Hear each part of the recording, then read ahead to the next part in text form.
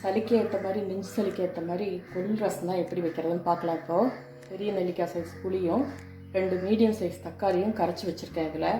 இதில் வந்து இதுக்கு தேவையான அளவுக்கு உப்பும் மஞ்சள் தூளும் போட்டுட்டு நல்லா கொதிக்க விடணும். அந்த பச்சை வாசம் போகிற அளவுக்கு நல்லா கொதிக்க விடணும். இது கொதிச்சிட்டு இருக்கக்குள்ளேயே ஊற வச்ச கொள்ளு நான் கொஞ்சம் கூட போட்டிருக்கேன். எனக்கு 2 நாளைக்கு இருக்கட்டும்ன்றதுக்காக. ஒரு நாள் வைக்கணும்னா இதில் பாதி அளவுக்கு இந்த அளவுக்கு போட்டிங்கன்னா போதும். இந்த கொள்ளையும் அரைச்சி இது உள்ளேயே கொட்டிடணும். அது கூட ஒரு 10 சின்ன வெங்காயம், இது 2ஐயும் சேர்த்து அரைச்சி உள்ளே கொட்டிட்டு நல்லா பச்சை வாசம் போகிற வரலும் கொதிக்க விட்டுறணும். அதுக்கப்புறம் இதில் வந்து காஞ்ச மிளகாய், ஜீரகம், மிளகு, கொஞ்சம் தனியா, பூண்டு, இது எல்லாத்தையும் தனியாக நம்ம வந்து இடிக்கணும். இல்லைன்னா குறப்பாக பொடிச்சுக்கணும். பொடிச்சிட்டு நல்லா கொதித்ததுக்கப்புறம் இதை மேலே போட்டு ஒரு நுரை வந்ததுக்கப்புறம் இறக்கிட்டு தாளிச்சிட வேண்டியது தான். இதை நான் அரைச்சிட்டு காட்டுறேன். இது கொதிச்சுட்டு இருக்கட்டும். உங்களுக்கு புளியும் தக்காளியும் கொதிச்சிட்ருக்கு இல்லைங்களா, இது கூடயே அரைச்ச கொள்ளு வெங்காயத்தையும் ஊற்றிடணும். இது நல்லா கொதிக்கட்டும். அந்த கொள்ளோட பச்சை வாசம் கொஞ்சம் போகணும். அதுக்கப்புறம் அந்த பொடிச்சு வச்சுருக்கிற பொடியை நம்ம மேலே தூவணும்.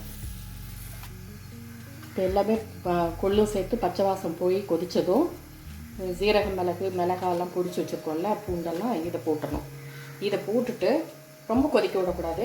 லேசாக நுர கட்டினோடனே இறக்கிட்டு தாளிச்சிடணும். பாருங்க, கொஞ்சம் நுர கட்டி வந்துருக்கு பார்த்தீங்களா. இறக்கிட்டு வச்சுட்டு நம்ம தாளிச்சிடலாம். கரண்டியில் எண்ணெய் வச்சுக்குவோம்.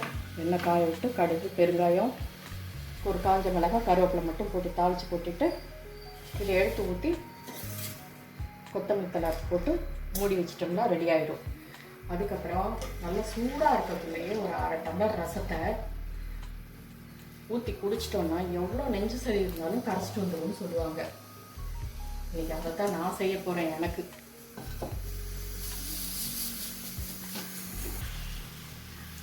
கடுகு போட்டிருக்கேன். கொஞ்சம் பெருங்காயம் போட்டுடலாம்.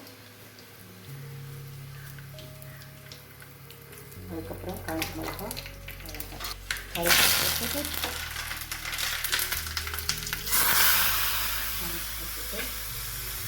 கொத்தமல்லியும் தலையும் தூவிட்டால் கொள்ளு ரசம் ரெடி.